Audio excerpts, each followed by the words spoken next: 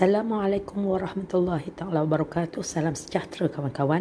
Alhamdulillah dapat kita bertemu sekali lagi di CA Cicuk Channel 5306. Hari ini kita akan berkongsi resipi agar-agar tembikai yang lembut, warnanya amat menarik dan menawan, menyegarkan dan sangat comel.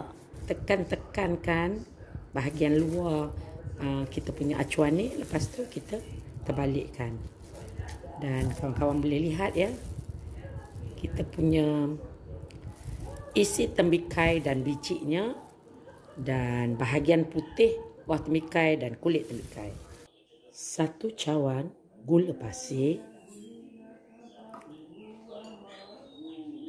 1 sudu makan gula batu. Saya bubuh ni tujuannya untuk mendapat agar-agar yang lebih berkilat dan lebih kental.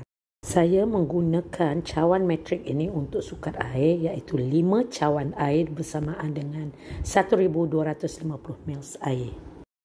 10 gram serbuk agar-agar bersamaan 1 paket ataupun 1,5 sudu makan serbuk agar-agar bersamaan dengan 10 gram.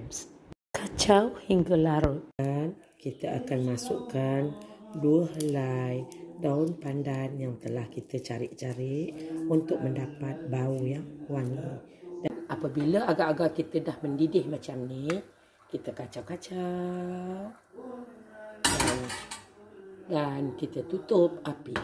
Okey. Biji selasih digunakan sebagai biji buah tembikai. 1 sudu makan biji selasih direndam dengan air secukupnya selama 5 minit. Bilas biji selasih dengan air bersih secukupnya dan toskan.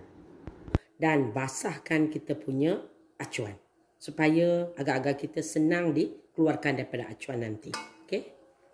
Bahagikan kita punya agar-agar tadi kepada 3 bahagian. 2 bahagian kita bagi 3 senduk setiap mangkuk, dan yang 1 bahagian lagi lebih banyak daripada yang dalam mangkuk biru tu ya. Dan buangkan dia punya daun pandan. Bahagian agar-agar yang banyak ni kita akan masukkan pewarna merah sebanyak 1/4 sudu teh dan juga biji selasih yang telah kita rendamkan sebagai isi buah tembikai. Kacau rata-rata. Untuk lapisan putih buah tembikai, kita akan menggunakan santan kelapa pekat ataupun segera ya. Kita akan bubuh sebanyak 2 sudu makan santan pekat. 1/4 sudu teh garam dan gaul sehingga semuanya larut. Untuk lapisan kulit tembikai, kita akan masukkan 1/8 sudu teh pewarna hijau dan larutkan.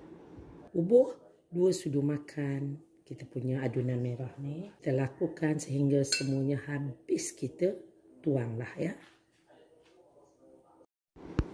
Baik kawan-kawan, saya nak bagi 1 tips. Bila agar-agar kita dah lembut macam ni, tak ada berapa keras lagi, kita hendaklah terus letakkan lapisan yang berikutnya, iaitu lapisan putih ni, untuk mengelakkan agar-agar kita ini tidak melekat ataupun dia tergelincir. Okey. Pastikan dia masih lagi lembut. Kawan-kawan, ni kita punya agar-agar hijau tadi tu kan dah beku, saya panaskan kembali. Okey. Sekarang kita bubuh di bahagian sini pula. Lakukanlah begini sehingga semuanya habis dilakukan. Okey. Selepas ini kita akan sejukkan agar-agar ini di suhu bilik ya, selama setengah jam sebelum disimpan ataupun disejukkan di dalam peti sejuk. Okey. Resipi ini menghasilkan sebanyak 27 biji agar-agar tembikai. Gabungan lapisan agar-agar tembikai ini menghasilkan warna yang amat menarik dan menawan. Agar tembikai ini lembut dan tidak terlalu keras. Boleh dipegang dengan tangan. dan amat enak dimakan untuk orang-orang yang sakit tekak seperti saya. Apabila kita menelan agar-agar ini yang telah disimpan dalam peti sejuk, wah, amatlah nikmat sedapnya. Rasa hilang gatal di tekak. Untuk pengetahuan kita bersama, biji selasih ini mempunyai khasiat untuk menurunkan suhu badan dan menyegarkan tekak jika kita ada sakit tekak. Jadi, kalau tak ada masalah ini, kawan-kawan bubuh saja 1/4 sudu makan biji selasih ke dalam resipi ini, ya. Semoga kawan-kawan berjaya untuk membuat resipi agar-agar tembikar yang tidak perlu banyak bahan tetapi memerlukan kesabaran untuk menghasilkan lapisan-lapisan tembikar yang cantik dan menawan.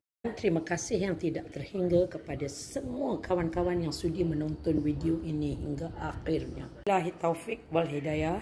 Assalamualaikum warahmatullahi wabarakatuh. Bye-bye kawan-kawan.